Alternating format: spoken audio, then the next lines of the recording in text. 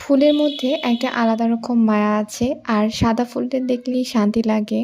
মন থেকে একটা শান্তি কাজ করে আমার। তো হ্যালো গাইস, কেমন আছো তোমরা সবাই? আশা করি অনেক বেশি ভালো আছো। তো আজকে বিকেলের দিকে একটু বের হইছিলাম যে একটু ফুলের গাছ নিবো। তো যেই কথা সেই কাজ, আমরা রিক্সা করে যাচ্ছিলাম। আর এখানে আমরা গার্লস স্কুলের সামনে চলে আসি।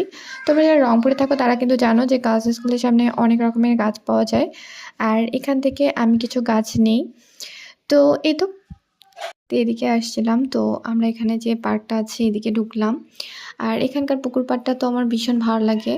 তো ঘোরাঘুরি শেষ করে আবার এখানে চলে আসি যে বাসা যাবো, যেহেতু গাছটা নিয়ে যাই। গাছের অনেক বেশি দাম চায় আর একটু দামাদামি করে নিতে হয়, ওরা একটু কমাতে চায় না। আমার আসলে ভুল হয়ে গেছে, আমি এখান থেকে নিচ্ছি, কারণ আমি যদি নার্সারি থেকে নিতাম তাহলে কিন্তু অনেক কম দামেই পাইতাম। তোমরা অবশ্যই যদি গাছ নাও তাহলে নার্সারি থেকে নিবা, কারণ আমার কাছে এই গাছটা নিচে 80 টাকা।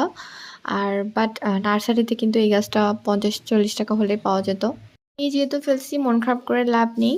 আর গাছটা যখনই দেখতেছি অনেক বেশি ভালো লাগতেছিল। আর আমার ছোটবেলা থেকে গাছ কিনতে ভীষণ ভালো লাগে।